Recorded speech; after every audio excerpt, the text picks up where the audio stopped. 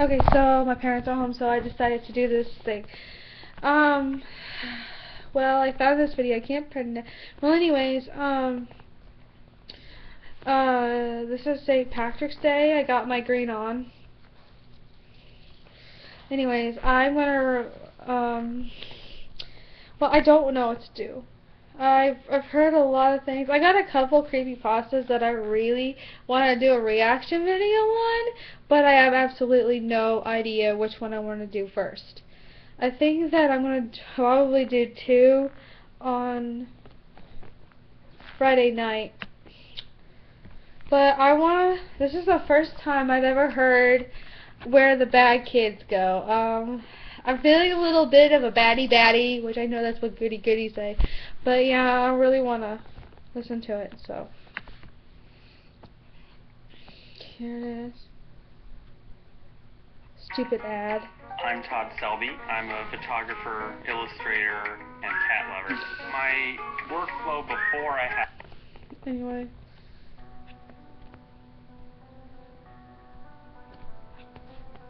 I must have been 6 or 7 when I lived in Lebanon. The country was ravaged by war at the time, and murders were common and frequent. I remember during I'll put the link to the vicious thing era, on. when the bombings really stopped. I don't I know would stay the at home, audio, sitting so. in front of my television, watching a very, very strange show. It was a kids' show that lasted about 30 minutes and contained strange and sinister images.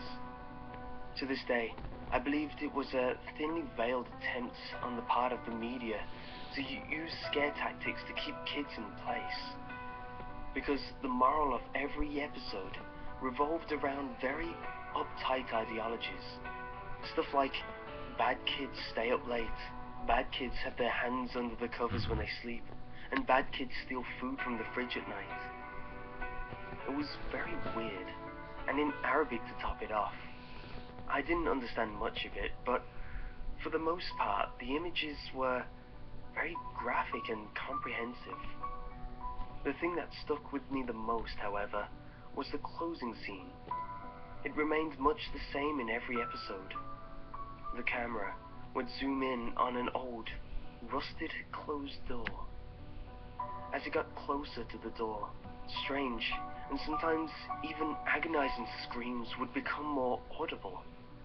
It was extremely frightening, especially for a children's program. Then, a text would appear on the screen in Arabic reading, "That's where bad kids go." Eventually, both the image and the sound would fade out, and that would be the end of the episode. About 15 or 16 years later, I became a journalistic photographer. That show had been in my mind all my life, popping up in my thoughts sporadically. Eventually, I'd had enough and decided to do some research. I finally managed to uncover the location of the studio where much of that channel's programming had been recorded.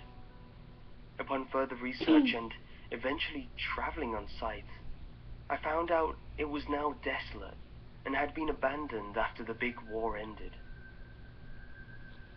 I entered the building with my camera. It was burnt from the inside. I wouldn't go there. I wouldn't do that. No, baby, come on. This is so cliche. Off the wooden furniture. After a few hours of cautiously making my way into the studio and snapping pictures, I found an isolated, out of the way room.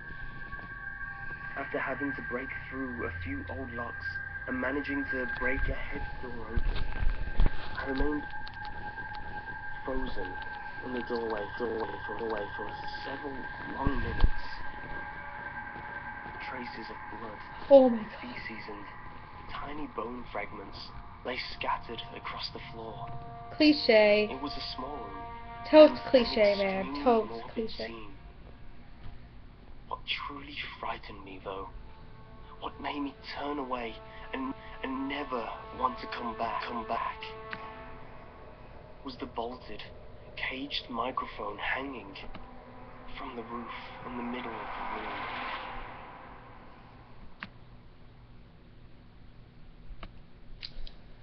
honestly, I think that's one of the most cliche things I have ever heard.